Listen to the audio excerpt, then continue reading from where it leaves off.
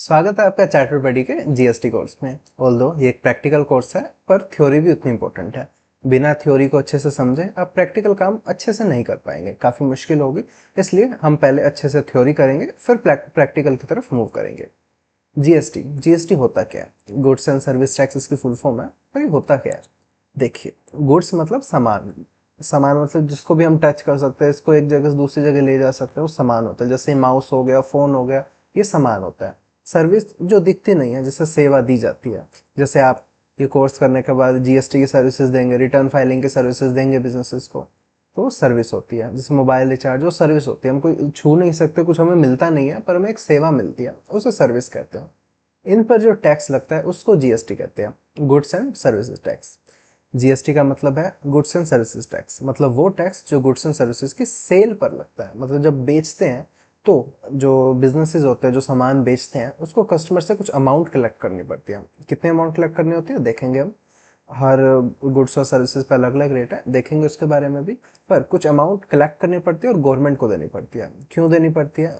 देश चलाना है तो पैसा तो चाहिए, तो वो टैक्स के फॉर्म में उनको मिलता है, जिससे देश चलाया जाता है।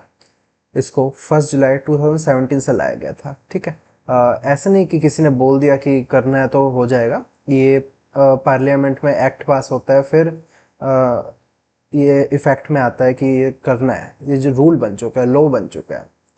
इसको 1 जुलाई 2017 से लाया गया था। उससे पहले भी टैक्स लगता था। ऐसा नहीं कि 2017 से पहले कुछ टैक्स वगैरह नहीं लगते, 2017 से ही आया। उससे पहले कई सारे टैक्स लगते थे, जैसे central excise duty, service tax, central sales tax और भी बहुत कुछ। और काफ़ी मुश्किल हो जाती थी। अब इतने सारे एक्ट, इसके ये रिटर्न फाइल करो, ये रिकॉर्ड्स वगैरह मेंटेन करो, बहुत प्रॉब्लम होती थी। तो 2017 में वन नेशन वन टैक्स लाया गया। जब देश एक है तो टैक्स अलग अलग क्यों? इसलिए। ठीक है, सर्विस के लिए अलग टैक्स, स्टेट में बेचो अलग टैक्स, दूसरे स्टेट में बेचो अलग टैक्स, तो बहुत मुश्किल होती थी। जीएसटी क्यों लाया गया? One nation one tax. भाई देश एक है तो टैक्स अलग अलग क्यों? Seamless input tax credit. अब देखिए क्या होता है। अब ये अलग अलग एक्ट थे, तो ठीक है, इसको हम देखेंगे इनपुट टैक्स क्रेडिट को, जब हम लास्ट में सिस्टम ऑफ जीएसटी पढ़ेंगे उसमें देखते हैं इसको। इसी चैप्टर में, इसी वीडियो में देखेंगे। Simpler compliance. एक एक्ट है तो एक ही के एक्ट के रिकॉर्ड बनाओ, एक ही के रिटर्न फाइल करो, अलग अलग की कोई जरूरत नहीं है। मल्टीप्लिसिटी ऑफ टैक्सेस, इतने सारे टैक्स, भाई सब में रजिस्ट्रेशन लो, सबकी रिटर्न फाइल करो, सबके रिकॉर्ड मेंटेन करो, बहुत मुश्किल होती थी। Tax on tax in old system, ये भी हम पढ़ेंगे अभी सिस्टम ऑफ जीएसटी के इस चैप्टर के जो लास्ट में है, इसी वीडियो में देखेंगे। GST, tax on goods and services. GST लगता है सभी गुड्स पर अभी भी कुछ ऐसे गुड्स है जिन पे जीएसटी नहीं लगता, पुराने लगते हैं। क्या क्या है? एल्कोहलिक लिक्वर पे। ठीक है, जो शराब वगैरह होती है उस पर भी जीएसटी नहीं लगता, उस पर वही ये पुराने एक्ट लगते हैं, एक्साइज ड्यूटी वगैरह, वैट वगैरह, तो वो उसके अंडर आते हैं। पेट्रोलियम प्रोडक्ट है, उस पर भी अभी तक वैट लगता है। अल्कोहलिक लिक्वर पे तो कभी जीएसटी लगेगा ही नहीं। ठीक है, पेट्रोल पे अभी होल्ड पे रखा हुआ है, जिस दिन गवर्नमेंट चाहे उस दिन लगा सकती है। Alcoholic liquor and extra neutral alcohol. ये एक्स्ट्रा न्यूट्रल अल्कोहल क्या होता है? ईएनए। ये होता है 95% अल्कोहल होता है, 5% कुछ और होता है, तो अल्कोहल की कैटेगरी में ही आ जाता है, तो उस पर भी जीएसटी नहीं लगता है। और ये जो पेट्रोलियम वगैरह है उस पर अभी नहीं लग रहा, अभी इस पे एक्साइज ड्यूटी, वैट वगैरह लग रहे हैं, पर इन फ्यूचर इस पे आ जाएगा जीएसटी। टोबैको, टोबैको पे जीएसटी भी लगता है और पुराने एक्ट्स भी लगते हैं, तो इस पे डबल टैक्सेशन होता है, क्योंकि हानिकारक प्रोडक्ट है इसलिए उन्होंने ऐसा रखा है इसमें। ठीक है, टोबैको जीएसटी के अंडर आता है, मतलब जीएसटी टोबैको पर लगता है, लेकिन सेंट्रल गवर्नमेंट ने टोबैको प्रोडक्ट पर एक्साइज ड्यूटी भी लगाने का राइट रखा हुआ है। ओपियम, इंडियन हेम्प और अदर नारकोटिक्स ड्रग्स वगैरह है, उस पे ये भी जीएसटी के दायरे में आते हैं, पर स्टेट गवर्नमेंट इस पे भी एक्साइज ड्यूटी लगाता है, टोबैको की तरह ये भी। रियल एस्टेट सेक्टर, अगर आप घर वगैरह बेचते हो, बिल्डिंग वगैरह बेचते हो, लैंड वगैरह बेचते हो, तो उस पर जीएसटी नहीं लगता। पर जब आप घर वगैरह बेचते हो तो जब पूरा कंप्लीट हो जाए, कंप्लीशन सर्टिफिकेट उसका आ जाए, तब बेचोगे, तभी उस पर जीएसटी नहीं लगेगा। अगर पहले बेचो, मान लो बन रहा है, एक फ्लोर बन गया, जैसे फ्लैट्स वगैरह में प्री बुकिंग होती है, फिर वो इस कैटेगरी में नहीं आएंगे। ठीक है, वो सर्विस के कैटेगरी में आ जाएंगे और उस पर जीएसटी लग जाएगा। पर अगर फ्लैट बन चुका है, उसका कंप्लीशन सर्टिफिकेट आ गया, फिर सेल हो रहा है, फिर जीएसटी नहीं लगेगा। कंपेंसेशन सेस, ठीक है, वैसे तो ये हटने वाला है अभी। कंपेंसेशन सेस एक एक्स्ट्रा टैक्स है जो लग्जरी आइटम या डीमेरिट गुड्स, मतलब खराब गुड्स, जैसे पान मसाला हो गया, टोबैको वगैरह हो गया, एरेटेड ड्रिंक्स, मोटर कार्स वगैरह होगी, ठीक है। मोटर कार्स खराब नहीं है पर लग्जरी है, इसलिए इस पे भी लगाया गया, ठीक है। अब इस पे हटा दिया गया 22 सितंबर से, जो अभी रेट कट हुए थे उस पे हटा दिया गया, और बाकी प्रोडक्ट्स पे भी है, वो भी जल्दी रिमूव हो जाएगा। तो इस पे आप अभी ज्यादा ध्यान ना दे तो चलेगा, बस ये समझ लीजिए कि ऐसा सेस लगा करता था। सो ये सेस टैक्सेबल सप्लाई की वैल्यू पर, मान ली 100 रुपए का गुड्स है, उस पर 18% जीएसटी लगा, फिर उस पर सेस लगा 100 रुपए पे ही, ठीक है। चलिए ये तो हटने वाला है। सिस्टम ऑफ जीएसटी, अब देखते हैं जीएसटी काम कैसे करता है। देखिए, एक मैन्युफैक्चरर है जो सामान बनाता है, मैन्युफैक्चरर है जो सामान बनाता है, और एक मिनट, मैन्युफैक्चरर है सामान बनाता है, वो आगे 100 रुपए का सामान सप्लाई करता है। मान लीजिए हम जीएसटी रेट 10% मान के चलते हैं, ठीक है। वैसे 10% का कोई रेट नहीं है, 5 है, 3 है, 18 है, 40 है, ठीक है। 40 अभी पहले 28 भी था, 12 भी था, पर अब 22 सितंबर से 12 और 28 को हटा दिया गया, ठीक है। अभी कैलकुलेशन की सिंप्लिसिटी के लिए हम 10% मान के चलते हैं। देखिए, ये 100 रुपए का सामान बेचता है, तो 100 रुपए का 10% कितना हुआ, 10 रुपए। ये सामने वाले को देगा सामान, गुड्स और सर्विसेज देगा, और उससे पैसे ले लेगा। 100 प्लस 10% मतलब 110 रुपए ये ले लेगा। अब 100 रुपए तो ये अपने पास रखेगा, ठीक है। 100 रुपए तो इसके सामान की वैल्यू है। 10 रुपए इसने जीएसटी जो कलेक्ट किया, ये गवर्नमेंट को पे करेगा 10 रुपया, ठीक है। सो गवर्नमेंट को मिलकर मैन्युफैक्चरर से 10 रुपए। ये किसने बेचा, किसको बेचा इसने, होलसेलर को। अब होलसेलर अपने पास तो रखेगा नहीं, वो आगे सामान देगा रिटेलर को। तो होलसेलर क्या करेगा, गुड्स और सर्विसेज दे देगा रिटेलर को, और उससे क्या ले लेगा, अब थोड़ा मार्जिन भी तो रखेगा ना। 100 का लेके 100 में बेचेगा तो कोई फायदा नहीं उसको।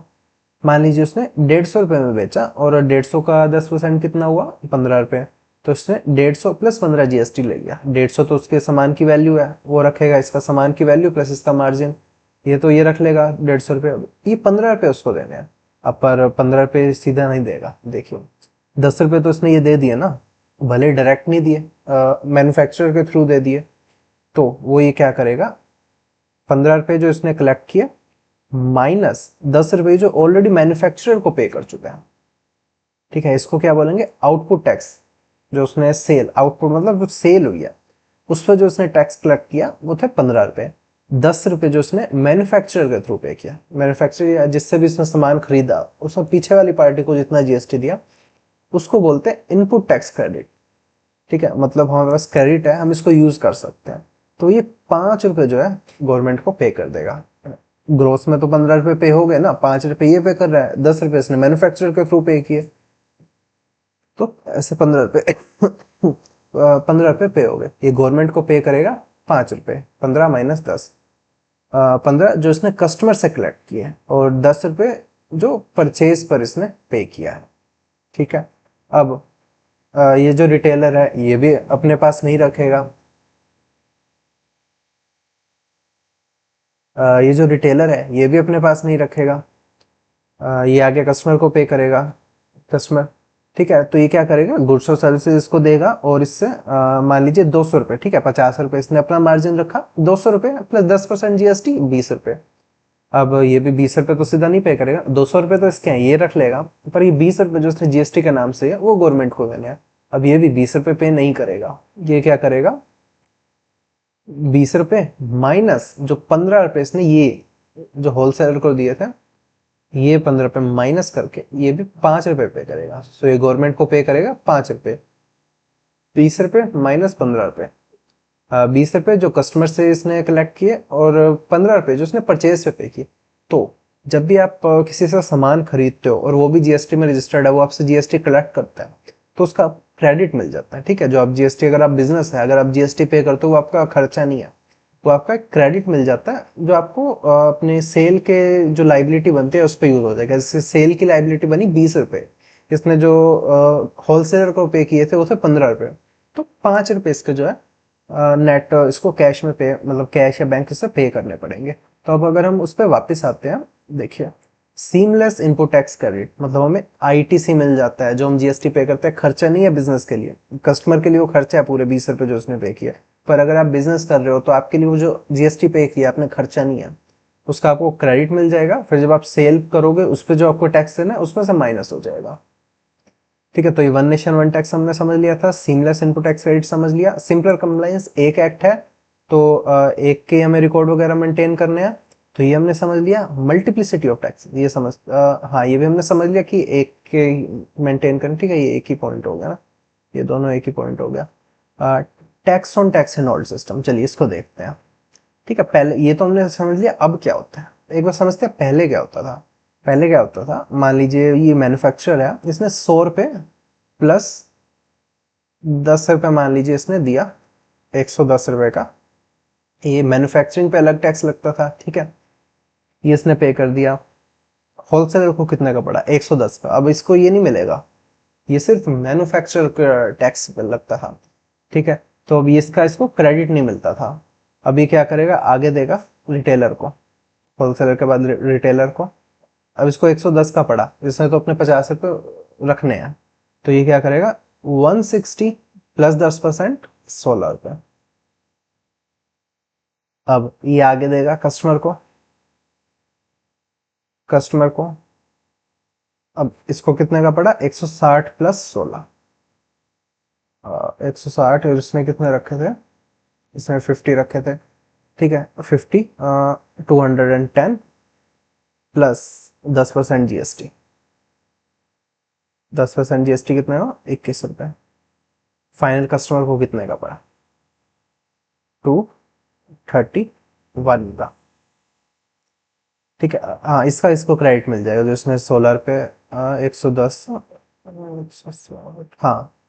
अब इसको कितने पे करने हैं, इसने कितने कलेक्ट किए, 21 रुपए, जो रिटेलर ने कलेक्ट किए 21 रुपए माइनस 16 रुपए, क्योंकि ये ट्रेडिंग में ही है, ठीक है। वो मैन्युफैक्चरर पे लगता था 10 रुपए, जो भी लगता था टैक्स, जो ट्रेडिंग वालों पे वो अलग टैक्स लगता था, तो उन दोनों में कोई कोऑर्डिनेशन नहीं थी, कोई इनपुट टैक्स क्रेडिट उसका नहीं मिलता था, तो ये जो 10 रुपए जाते थे ना, ये वेस्ट जाते थे, ये नुकसान होता था, इसलिए इसको महंगा मिलता था। यहाँ ऊपर इसको कितने का मिला, 200 प्लस 20, 220 रुपए मिलता था, और यहाँ पे 231 का मिल रहा है, क्यों, 10 रुपए ये और इस पे 10% टैक्स, क्योंकि ये वेस्ट जाता था, मैन्युफैक्चरर पे जो टैक्स लगता था।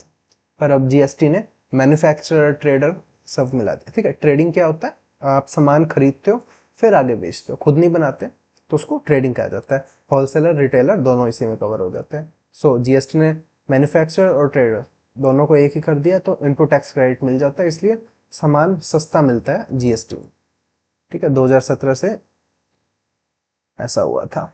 तो ये था हमारा introduction to GST. Next class में मिलते हैं सप्लाई के लिए।